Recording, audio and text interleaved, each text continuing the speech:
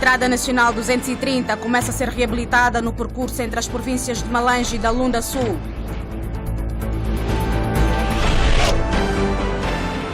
Angola precisa de 60 mil toneladas de fertilizantes para garantir ano agrícola 2020-2021. Bayer conquista na Luz o 6º título europeu.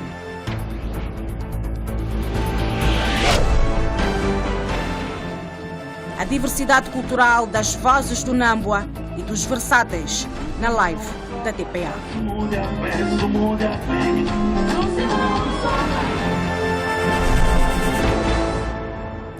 Boa tarde, começou a ver as notícias no Jornal da Tarde de segunda-feira. O lançamento da primeira pedra para o início da reabilitação da Estrada Nacional 230 acontece hoje no município de Chamuteba, província da Lunda Norte, num ato a ser orientado pelo Ministro das Obras Públicas e Ordenamento do Território, Manuel Tavares de Almeida. As obras daquela via rodoviária que estabelece a ligação entre as províncias do leste com Luanda e o litoral abrangem 5 lotes no percurso Malange-Lunda Norte até a Lunda Sul, numa extensão de aproximadamente 300 quilómetros.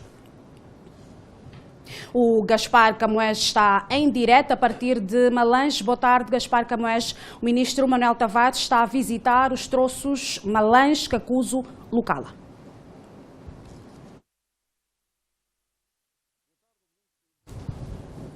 O lançamento do território já se encontra em Malange, em direção a Chamuteba, para o ato de consignação das obras de asfaltagem da Estrada Nacional 230 no troço Malange-Saurimo. Para uma antevisão deste trabalho, vamos à conversa com o Ministro, tal como fizemos menção, Manuel Tavares. Sr. Ministro, muito boa tarde. Neste momento, qual é o ponto de situação à antevisão? Boa tarde, nós acabamos de chegar. Estamos com a missão principal de fazer o lançamento da obra, das obras na Estrada Nacional 230 Malange-Saurimo. Este primeiro lançamento vai ser dos primeiros 300 km. O ato será em Chamuteba e albergará 5 lotes, portanto 5 empreiteiros. Aproveitamos também com essa deslocação para verificar o estado de execução dos trabalhos do Plano de Salvação de Estradas e alguns troços que estão em execução. Neste momento estamos aqui a verificar, as obras estão praticamente concluídas aqui do acesso ao Instituto Agroindustrial e amanhã vamos trabalhar na província do Kwanza Norte, ver as obras que estão a ser concluídas também na cidade do Dondo, para completar o troço Maria Teresa Dondo. As obras no total são cerca de 630 milhões de dólares, incluindo todas as pontes do troço. Portanto, há troços mais complicados que outros, têm serviços mais complicados, mais pontes, e há outros mais simples. Portanto, os preços das empreitadas não são iguais, né? Palavras do Ministro das Obras Públicas, Manuel Tavares, em relação à asfaltagem da Estrada Nacional 230, que compreende as províncias de Malange e Saurimo. Mais pormenores em relação a este assunto, prometemos voltar em próximos espaços noticiosos da televisão pública de Angola. Boa tarde. Boa tarde, Gaspar Camões. Este é assunto em destaque neste jornal. A Estrada Nacional 230 recebeu obras há 15 anos. Hoje, o ministro Manuel Tavares de Almeida vai proceder à consignação das obras de reabilitação entre Malange e a cidade de Saurimo. O Hernani Correia está muito perto do Rio Lui, município de Chamuteba. Boa tarde, Hernani. Boa tarde, Silvia Samara. Exatamente, estamos a responder em direto a partir da ponte sobre o Rio Lui, o local onde será feito então os autos de consignação a ser presidido pelo Ministro das Obras Públicas e Ordenamento do Território, Manuel Tavares de Almeida, que está a ser aguardado neste local onde de facto será feito os autos de consignação das obras de reabilitação da Estrada Nacional 230, um importante troço que faz a ligação entre o litoral de Angola e a região leste do país. Neste troço serão feitos os atos de consignação exatamente de 5 lotes do troço entre o Chamuteba e também o município de Capenda Camulemba, na Lunda Norte, e também os municípios de Cacolo e Saurimo, na província da Lunda Sul. Os autos de consignação, como disse anteriormente, serão feitos neste local em que nos encontramos, na porta de entrada ao leste de Angola, na ponte sobre o Rio Lui. Vamos à conversa com o diretor provincial do INEA na Lunda Norte, Domingos António, para percebermos exatamente que trabalhos serão feitos. Senhor Diretor, muito boa tarde. Relativamente à reabilitação da Estrada Nacional 230 nos troços da Lunda Norte, quantos quilómetros exatamente serão intervencionados? Portanto, a nível da província da Lunda Norte, nós teremos aproximadamente 180 quilómetros, isto é, são 3 troços. Portanto, o primeiro troço nós teremos 58 quilómetros, ponto 9.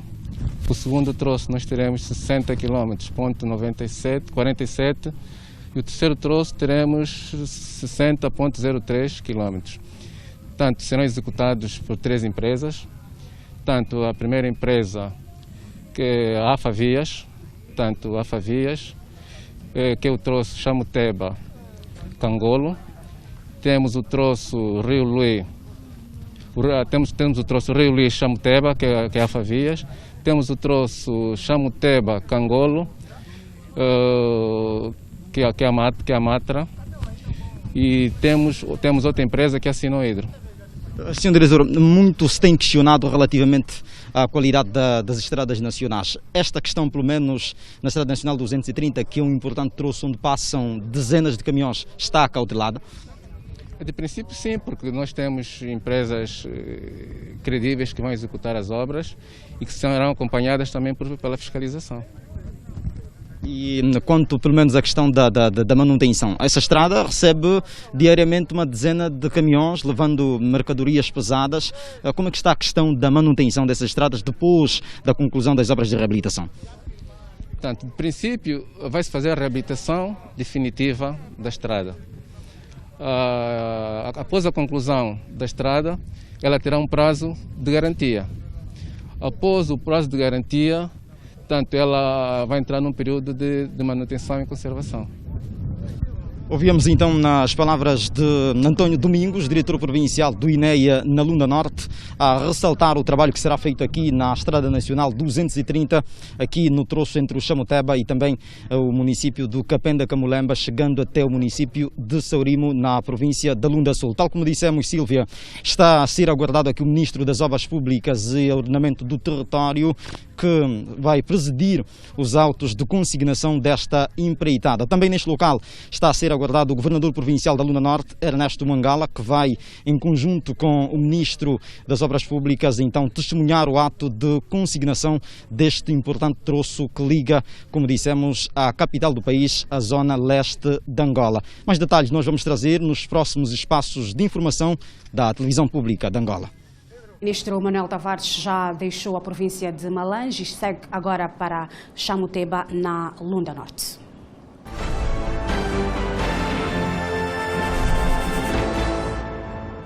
O Presidente da República orientou hoje a mais uma reunião da Comissão Económica do Conselho de Ministros. Foi a 8ª reunião plenária que analisou vários assuntos sobre os quais vamos olhar a seguir, no contacto em direto com o jornalista Paulo Duda. Paulo Duda, muito boa tarde.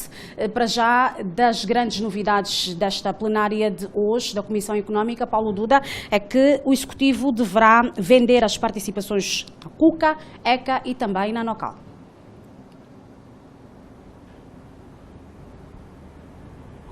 E não só.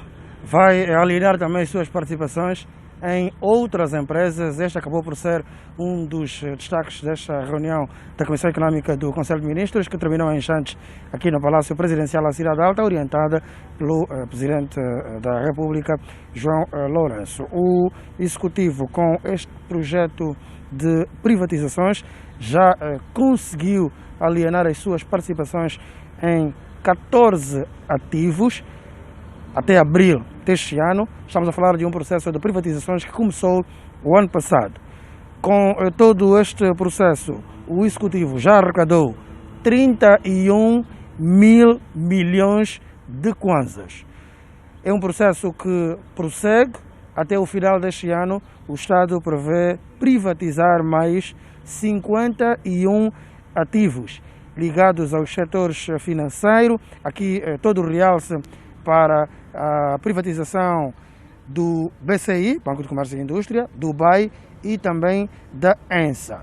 As privatizações seguem no setor agroindustrial e também no setor agropecuário. Tal como disseste, o Estado vai também alienar as suas participações nas cervejeiras nacionais Cuca, ECA e Nucal. É um processo que segue também para as indústrias têxteis em Luanda e em Benguela. Com todo este processo, o Estado prevê arrecadar mais de 100 mil milhões de kwanzas até o final deste ano. De acordo com as declarações do Secretário de Estado para o Tesouro, Osvaldo Vitorino, em instantes, aqui no Palácio Presidencial da Cidade Alta, com todo este processo já foi possível empregar de forma direta 150 pessoas e 320 pessoas conseguiram, com este processo das privatizações, empregos de forma indireta. Desde o início do programa até abril do corrente ano, nós registramos a privatização de 14 ativos e empresas. Estas privatizações geraram encaixes para o Estado no valor de 31 mil milhões de kwanzas. Esses ativos são maioritariamente da zona econômica especial, mas temos também ativos do setor agroindustrial, onde relevo a empresa ou a fazenda de Kamayangala. Depois temos também ativos do setor de frios, não é? Temos aqui alguns entrepostos e matadouros.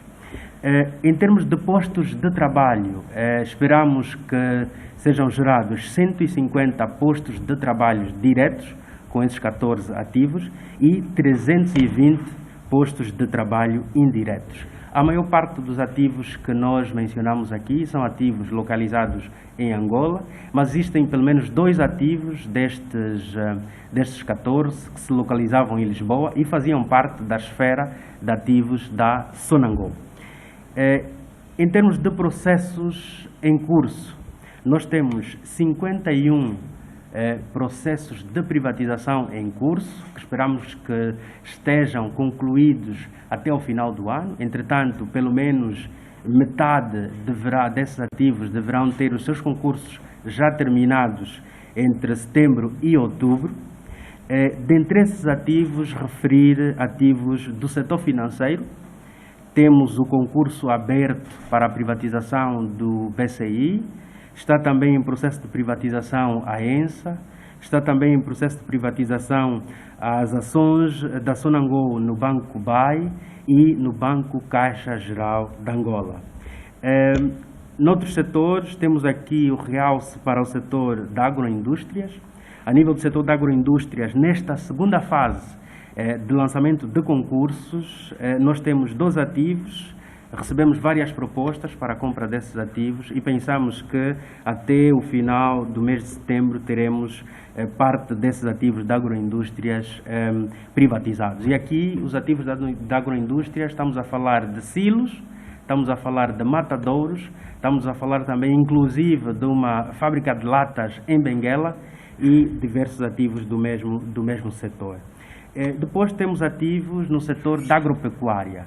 A nível do setor da agropecuária está em curso a privatização de 5 ativos. E aqui estamos a falar de grandes fazendas, como a fazenda da Kizenga, a fazenda de Punguandongo, são os grandes ativos deste leque. Este processo está já em curso há algum tempo e esperamos que sejam concluídos ao longo do mês de setembro.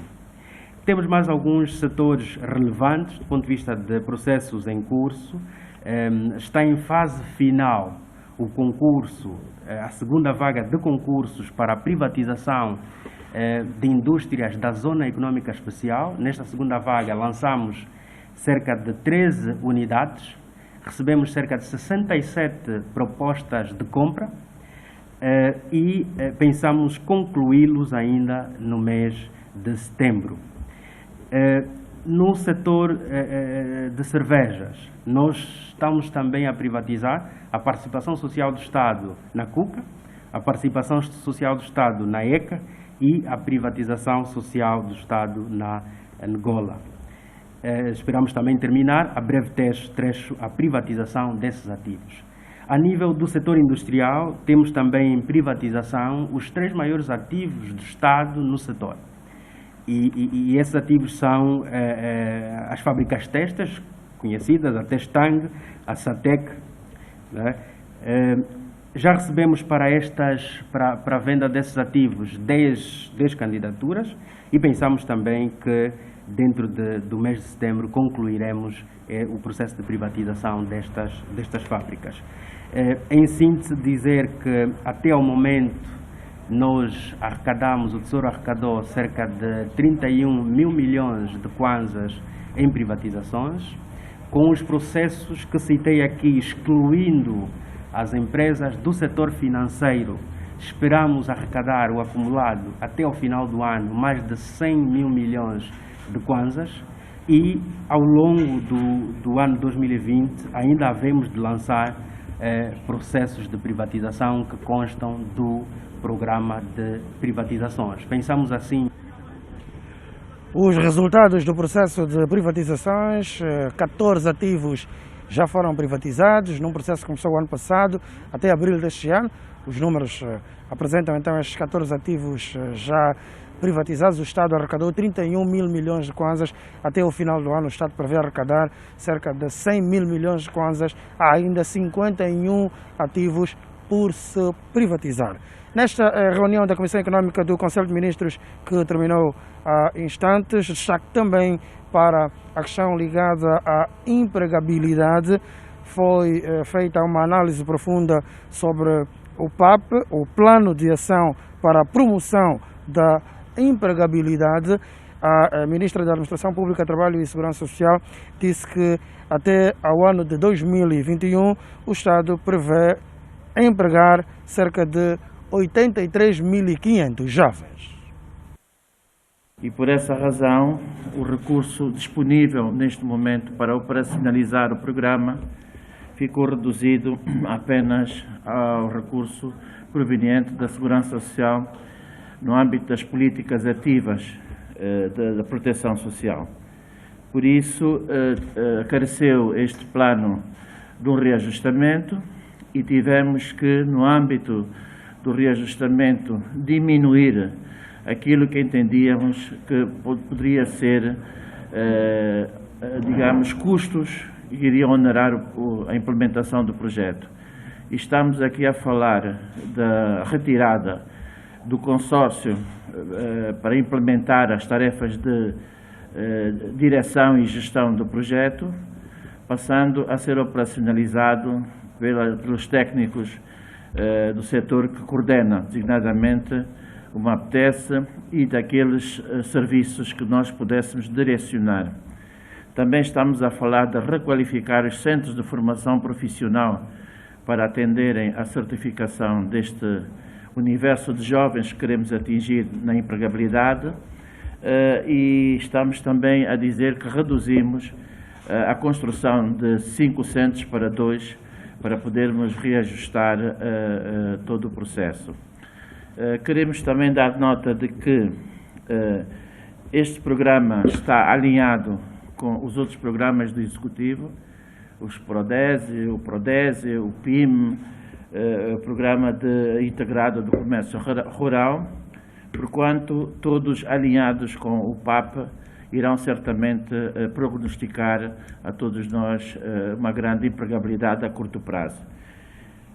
Quisemos também, com esta estratégia de continuidade, dizer que os jovens dos 17 aos 40 anos serão preferencialmente aqueles com que pretendemos trabalhar, sem descurar o facto de estarmos a falar também dos deficientes e virar-nos de forma bastante incisiva para as mulheres.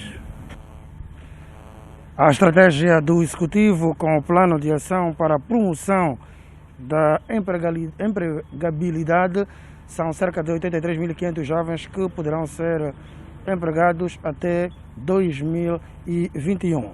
Por último, damos nota à produção nacional. Nesta reunião da Comissão Econômica do Conselho de Ministros, ficamos a saber que os produtos locais vão deixar de ser importados por via do recurso a divisas. De acordo com o Ministro da Indústria e Comércio, Vítor Fernandes, produtos como maçambala, maçango, batata doce, alho, cebola, cenoura, feijão, amendoim, tomate e água engarrafada vão passar então, vão deixar de ser importados por via do recurso a divisas no Banco Nacional de Angola.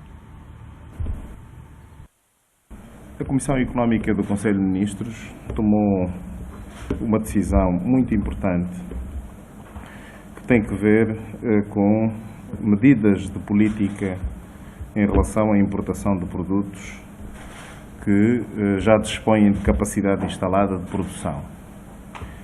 Estes produtos, em alguns casos, dispõem de uma elevada capacidade de produção interna, mas que ainda não é capaz de satisfazer a procura. Mas existem outros que comprovadamente já são capazes de satisfazer essa procura interna.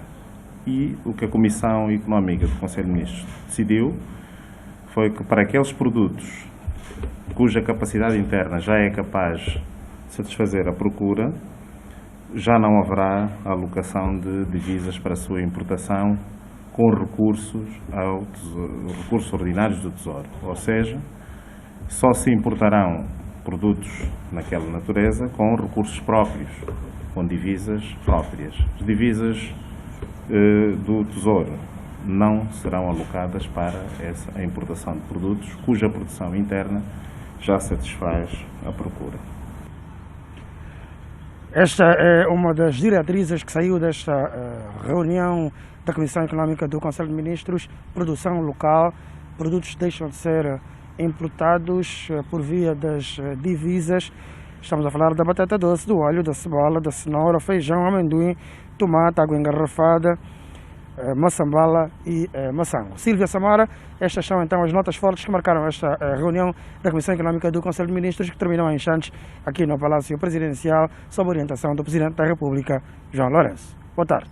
Boa tarde, Paulo Duda, e os principais assuntos apreciados pela Comissão Económica do Conselho de Ministros. Angola necessita de mais de 60 mil toneladas de fertilizantes para assegurar a campanha agrícola 2020-2021, número ainda aquém da disponibilidade atual. Segundo o Ministro da Agricultura e Pescas, Francisco de Assis, o governante adiantou que o setor está a trabalhar em duas vertentes, nomeadamente com os importadores e também na atração de investidores nacionais e estrangeiros. Do cultivo da terra provém o sustento para inúmeras famílias. Tinha semeado feijão, depois semeei milho. Também mesma coisa aqui, está a vir já bandeira. Semeei cimboa. É tempo de colheita. Enquanto colhem os produtos, o pensamento já está voltado para a próxima campanha agrícola. É necessário preparar os solos, escolher boas sementes e, quando necessário, reforçar a qualidade dos solos com recurso aos fertilizantes. Quanto à batata renda, o mais usual é o 12-24-12, é um composto, né? Conforme se diz.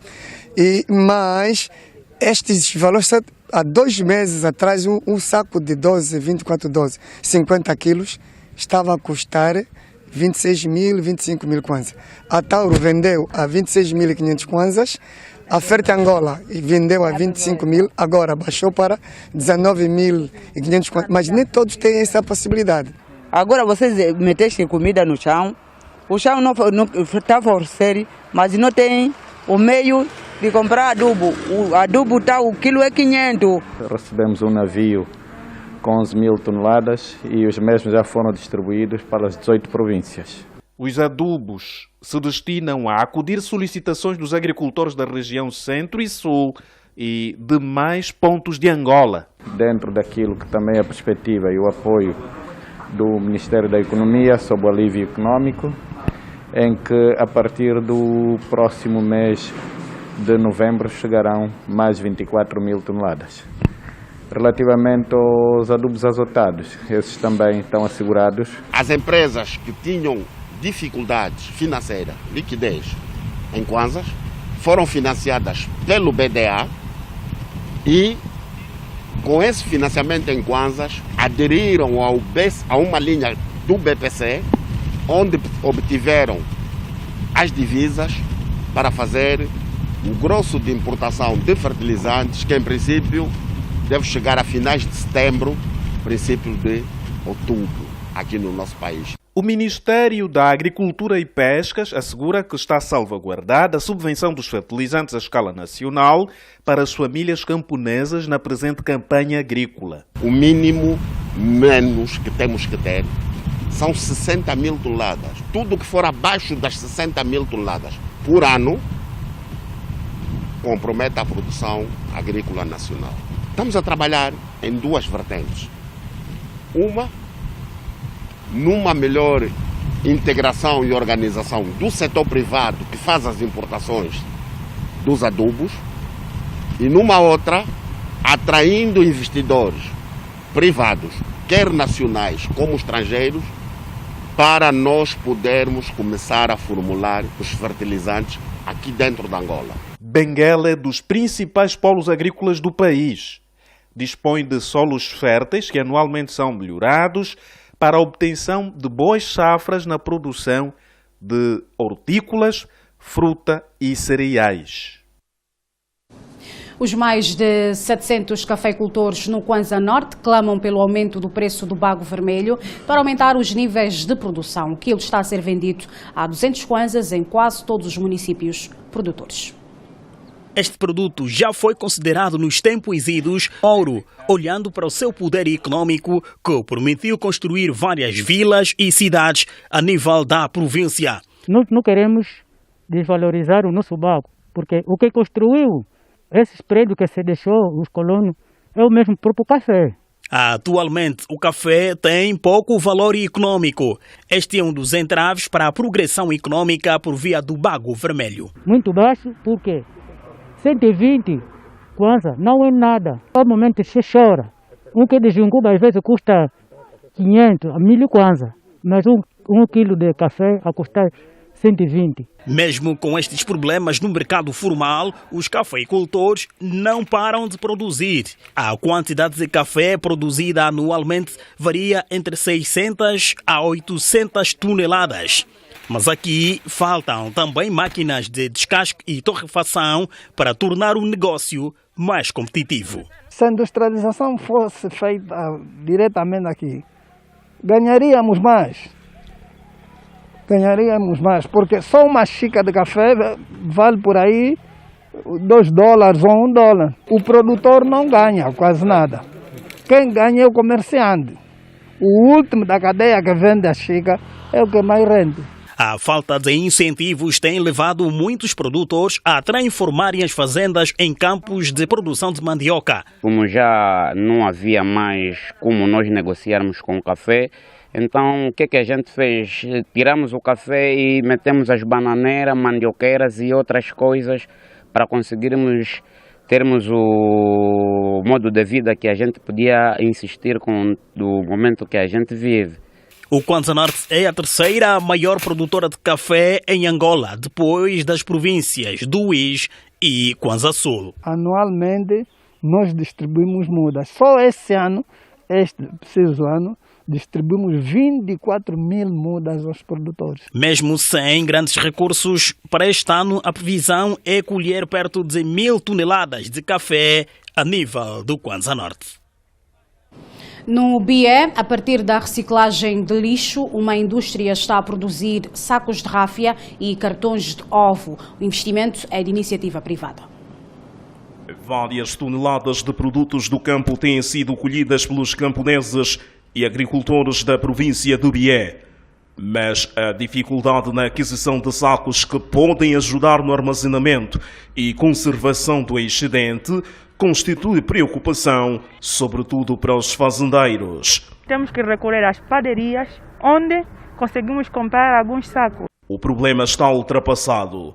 Os plásticos e papelões retirados do lixo são reciclados e transformados em sacos de ráfia nesta indústria de iniciativa privada com capacidade para mais de 20 mil por dia. O projeto de iniciativa privada vai nos próximos tempos abastecer 60 mil metros cúbicos de sacos plásticos aos supermercados do BIE.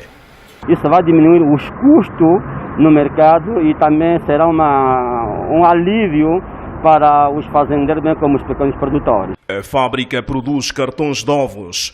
A maior parte do excedente é escoado para o mercado local e não só. E temos uma capacidade instalada também a nível dos cartões para ovo, numa capacidade de 30 mil a 35 mil cartões de ovo em 24 horas. A nova indústria de fabrico de sacos de ráfia, plásticos e cartões de ovos foi instalada no Quito. Conta com uma força de trabalho maioritariamente jovem. Fazemos o primeiro intervalo neste jornal. Até já. Este é o segundo bloco de notícias. Em Viana, as ravinas no bairro da Caope ameaçam destruir postos de iluminação pública e residências. Augusta Costa está em direto. Boa tarde, Augusta Costa. A pergunta é: que medidas a administração municipal de Viana pretende tomar? Boa tarde, é exatamente isso que vamos saber aqui do administrador para a área técnica do município de Viana, Barnabé Raimundo, para sabermos então quais são as medidas de contenção desta ravina que ameaça derrubar 2 torres de alta tensão, para além das residências em redor da mesma. Por isso vou já perguntar ao administrador para a área técnica. Senhor administrador, muito boa tarde. Quais são as medidas de contenção desta ravina que a administração municipal de Viana já tomou ou está para tomar? Obrigado. Nós já fizemos a informação ao Ministério da Construção, que tem feito o cadastramento das ravinas ao nível do país, porque para conter essa ravina a administração municipal não tem capacidade financeira para o fazer. Então alertamos o Ministério e enviou aqui uma equipa em todos os espaços da administração municipal onde existe ravina, e esta é uma das que nos preocupa muito, dado a questão das torres de alta tensão que estão em risco de serem derrubadas por causa das forças das águas, e para além disso também da questão da população que meia volta tem as suas casas, as suas residências demolidas. E neste momento a nossa preocupação maior é salvar vidas, para além daquilo que tem a ver com a questão do derrubo das próprias casas, é a questão da energia elétrica, que pode ser interrompida caso haja derrubo dessas moradias. Fizemos o cadastramento nesta região concreta onde nós estamos.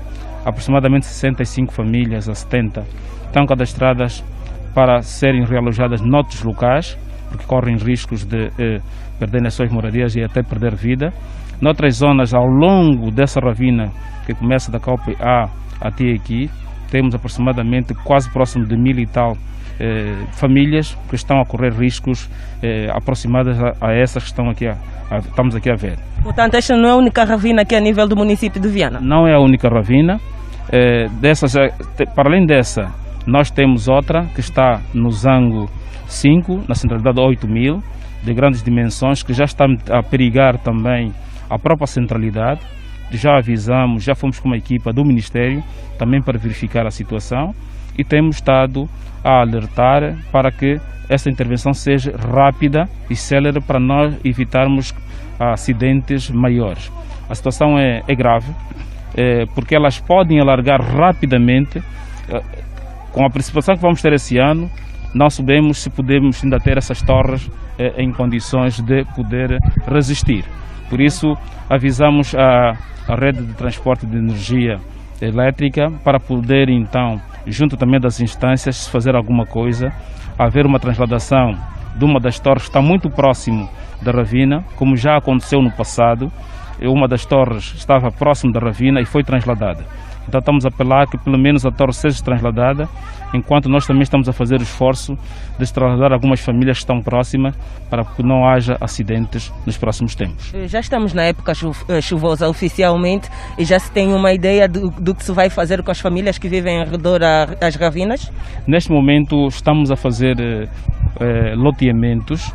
Temos em vista 3 loteamentos a nível do município de Viana, uma na Baia, uma na Vila Flor, outra no Zango, que estamos a terminar agora todos os projetos para podermos então realojar essas famílias. Para além dessas que estão nas ravinas, temos as famílias que estão nas zonas de retenção, bacias de retenção, aquelas bacias naturais, onde eles construíram.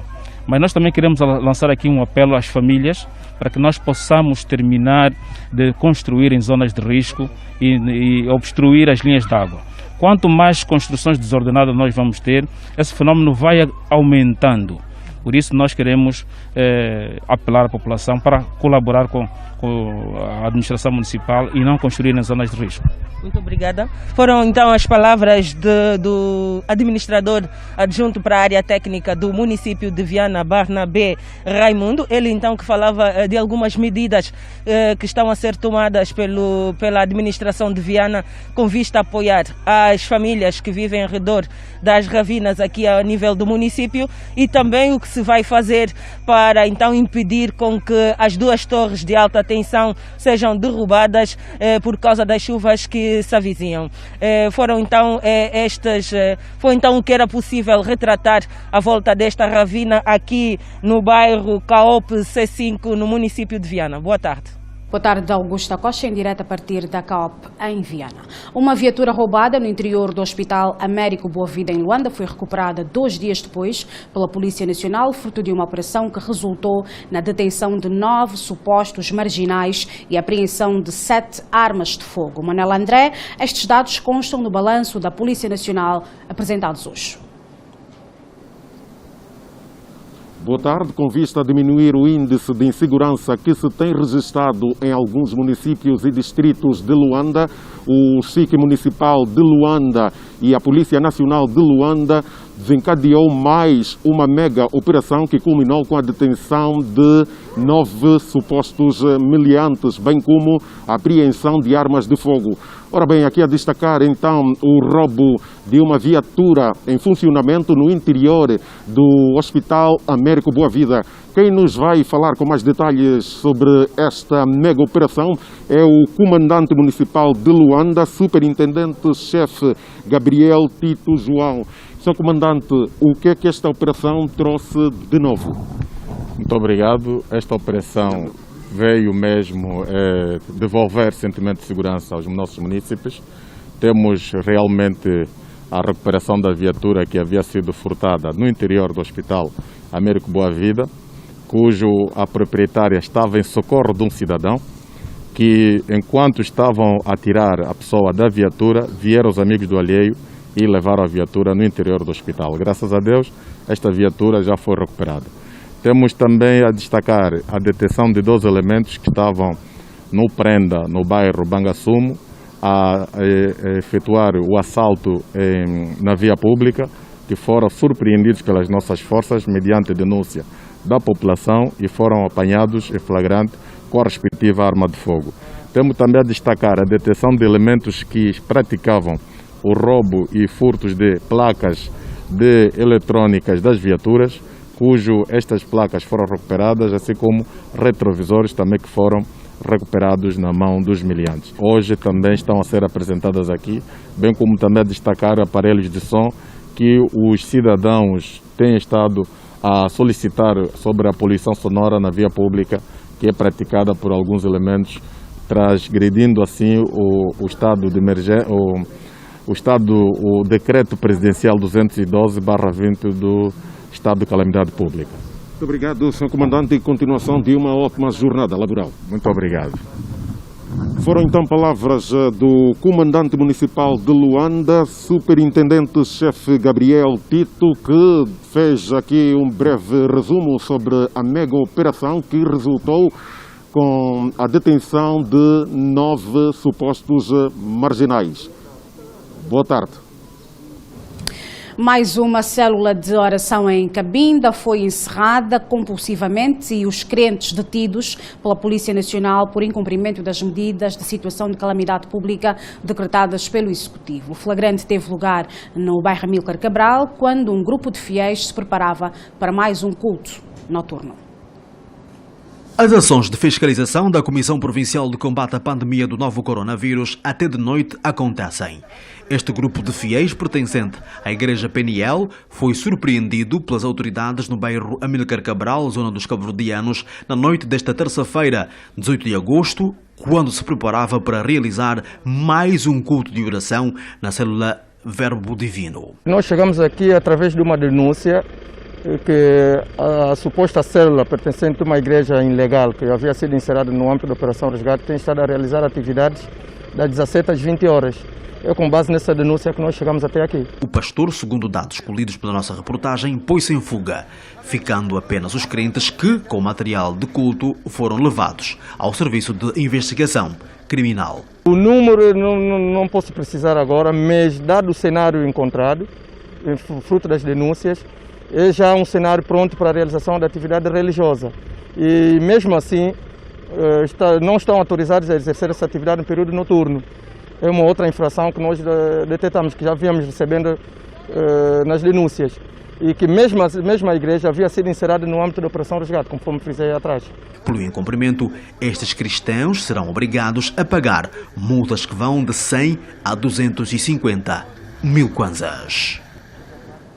O Hospital Geral do Uís realizou com sucesso a primeira cirurgia ao coração, removendo um objeto contundente a um adolescente de 15 anos. Segundo a equipa médica envolvida na cirurgia, a operação durou 30 minutos. Este adolescente de 15 anos quase perdeu a vida em consequência de uma agressão física com arma branca que lhe causou ferimentos na região externa da aurícula direita do coração. O adolescente chegou ao hospital com muita fraqueza, que segundo os médicos estavam diante de um caso nunca antes visto no Hospital Geral do Uís. A equipa que esteve à frente da cirurgia, que durou 30 minutos, foi constituída por 2 médicos cirurgiões, um anestesista e 2 enfermeiros. Hizo un taponamiento cardíaco que por la punción pericárdica mejoró y dio tiempo después a llevarlo al 4 años y medio trabajando aquí en la provincia de Uís, y no tengo conocimiento de que en otras oportunidades hayan feito lo mismo. Desde ese tiempo es la primera sutura de fedimento del corazón que se sutura y logra sobrevivir com um resultado satisfatório. Anestesista há 6 anos, o médico Antônio Nailando revelou que a experiência obrigou a entrar num desafio. Um caso muito complexo, posto de que aqui não temos condições para fazer uma anestesia do primeiro mundo, não temos máquina de anestesia, não temos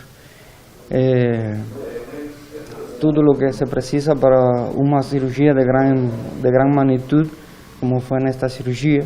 Agora eu me sinto muito feliz por os resultados obtidos.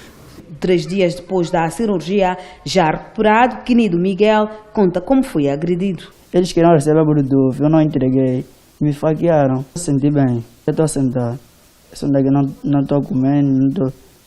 Esta é a primeira cirurgia de remoção de arma branca no coração. Entretanto, 3 outras já aconteceram, mas as armas foram removidas em outras partes do corpo. 2 óbitos, 4 recuperados e 37 casos positivos foram registrados no país nas últimas 24 horas.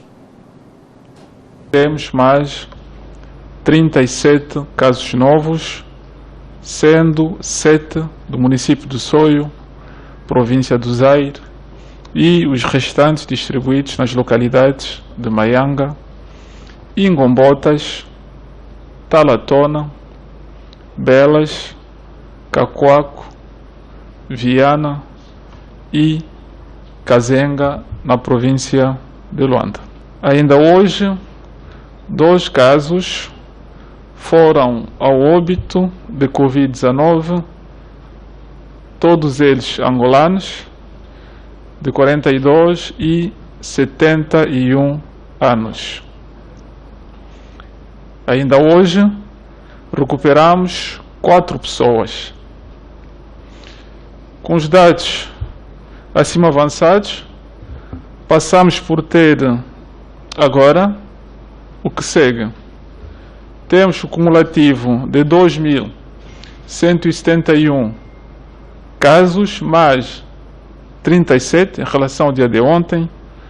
Os óbitos passam a 96, mais 2.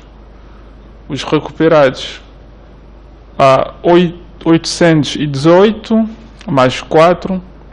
E os ativos 1.257, mais 31 em relação ao dia de ontem. Deste número de ativos, que são 1.257, 4 são críticos, sob ventilação mecânica invasiva, 13 graves, 32 moderados, 40 leves e 1.168 assintomáticos. Uma região repleta de encantos naturais, a fauna e a flora são os emblemas da parcela onde o clima contrasta de acordo com a época. Estamos a falar da província do Namibe, cujas potencialidades turísticas fazem-nos recuar o século XIX.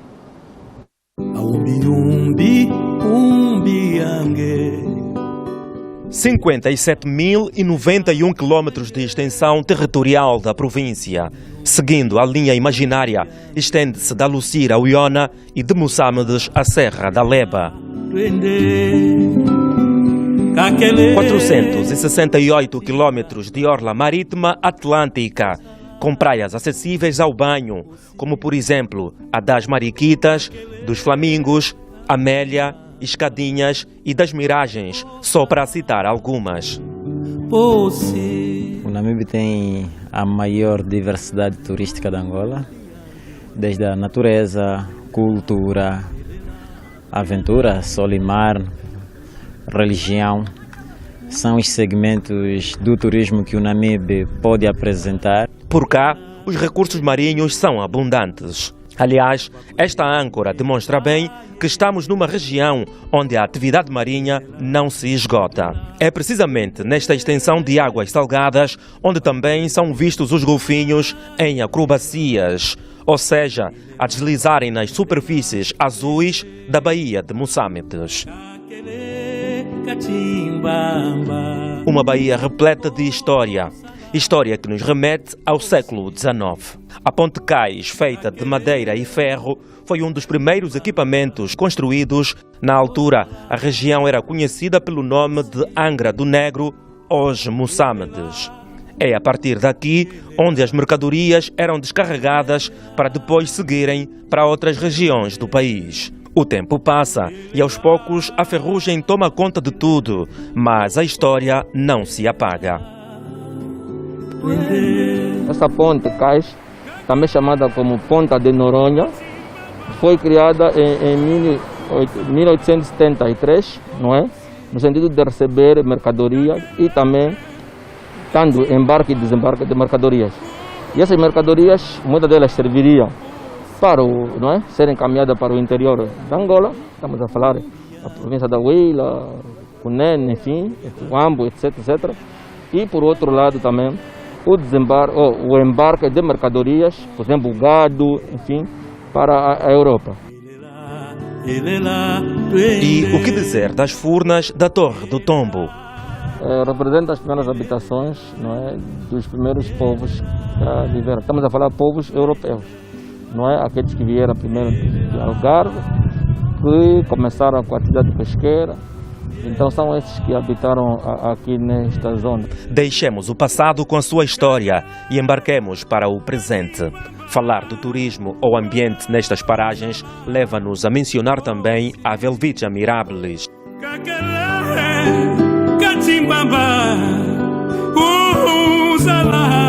Na cidade ou fora dela, no mar ou no deserto, em qualquer estação do ano, o sol nasce para dar o ar da sua graça.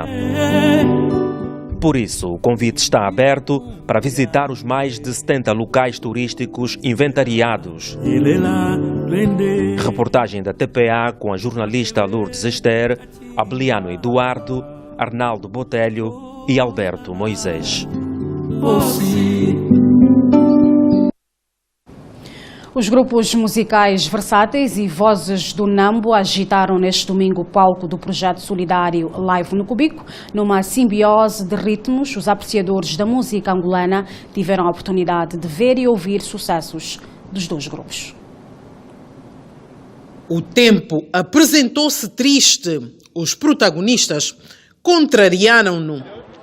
Afinaram a máquina. 2, 2, 2, 2, 2. Onde cada um, na sua posição, no seu papel, vestiu-se para aquecer mais um show da Live no Cubico. Hoje, no palco, a festa fez-se com as Vozes do Namboa e os versáteis. Estamos com uma alegria muito grande, parabenizar as pessoas que tiveram a iniciativa de organizar os lives, no caso a Televisão Pública de Angola e também a Platina Line. Do município de Namboangongo, província do Bengo, vieram os ritmos e sons característicos, trouxeram calor e ainda exibiram as suas potencialidades.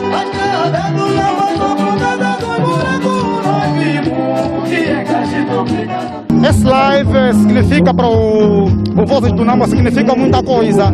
Significa coragem, incentivo para o grupo, porque o grupo ficou um bocado no anonimato por causa do Covid. Não tivemos mais convite para ir cantar nem atuações.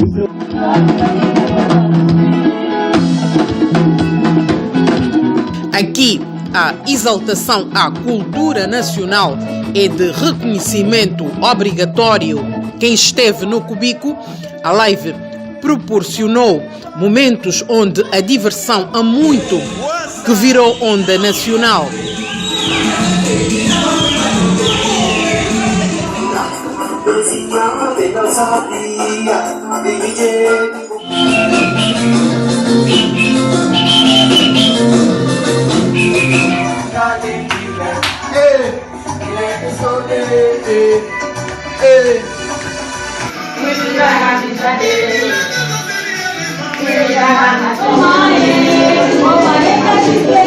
Estamos bem apresentados porque alguém que empurrou, que deu um empurrão ao nosso grupo, apesar que o grupo já tinha tido muito apoio, mas desta vez agradecemos muito pelo Cabingano, o convite que ele formulou para o grupo.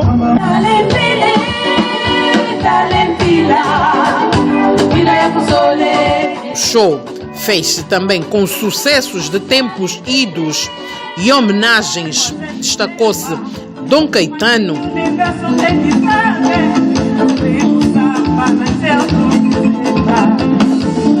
Cananito Alexandre, Samanguana e outros. Afinal, o momento assinalava também uma comemoração especial.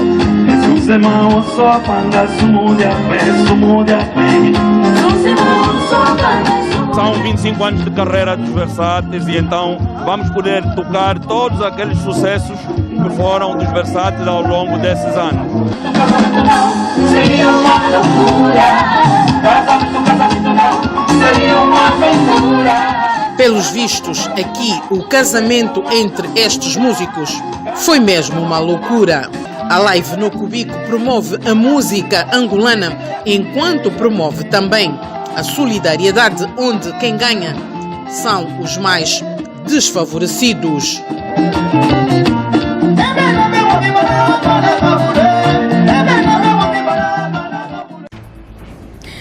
Eduardo Paim será o próximo convidado do Live no Cubico da TPA. Estamos a fechar o jornal desta segunda-feira, já sabe, pode continuar a ver-nos neste canal em tpa.ao ou no aplicativo TPA Online. Nós estamos aqui todos os dias, aqui a informação não para. Boa tarde.